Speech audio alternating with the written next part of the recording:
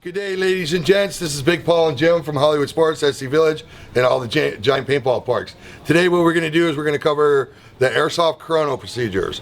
We are setting new procedures to help implement the safety of all patrons playing, and this is how we do it. Today we're going to go ahead and chrono with an AEG. Our AEGs, the referee will chrono you with 2.0 BBs. You will shoot under 400 feet per second. This is how we do it.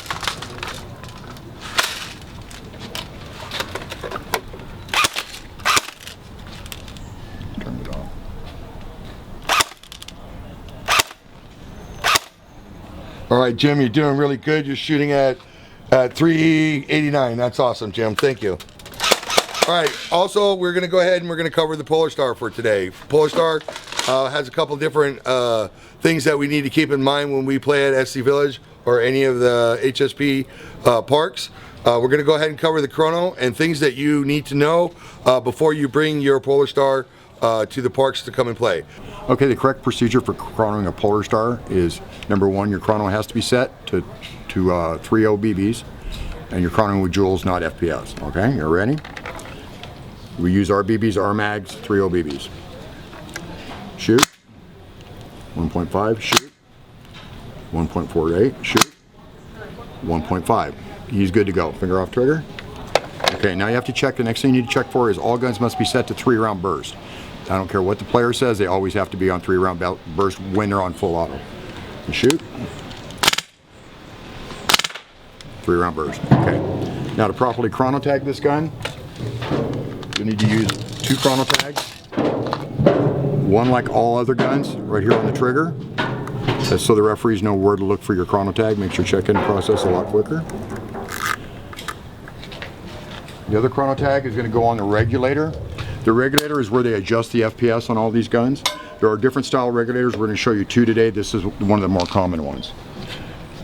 This one already has holes in it for putting in chrono tags, so this one's good to go. You do not need a tournament lock.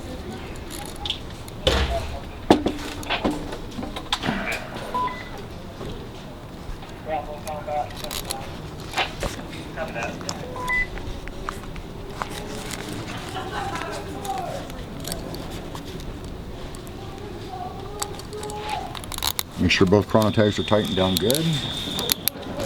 Now they can't pull it up or turn it. Okay? That regulator is good to go.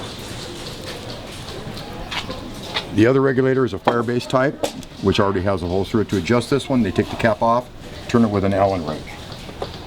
So what you need to do is make sure they can't adjust it after you've chronoed it. You put chrono tag through here. Add another one. Sorry.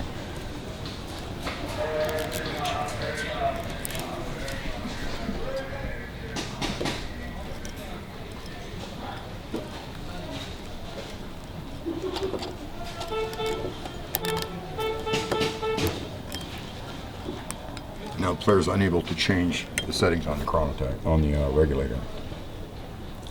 Any other regulators must have a tournament lock which goes over the regulator, so the player can't access it once it's been chronoed. All right, guys, we're going to cover one more very important rule that will be implemented at any of our airsoft parks. All right, guys, so as you see, the grip on any of the rifles is meant for 4 fingers. With your 5th finger is your trigger finger. Okay, so what we want to make sure when we are playing is we have 4 fingers on the grip at all time. There will no longer be allowed to fan like this or however have you. It is 4 fingers on the grip. There's going to be a 2-second rule in between pulls on your rifle. So on 3-round bursts, it is a 2-second rule, which means you pull the trigger, 1001, 1002, you're allowed to pull the trigger again. Once again, guys, we are going to enforce this rule. 3, you must have all 4 fingers on your grip.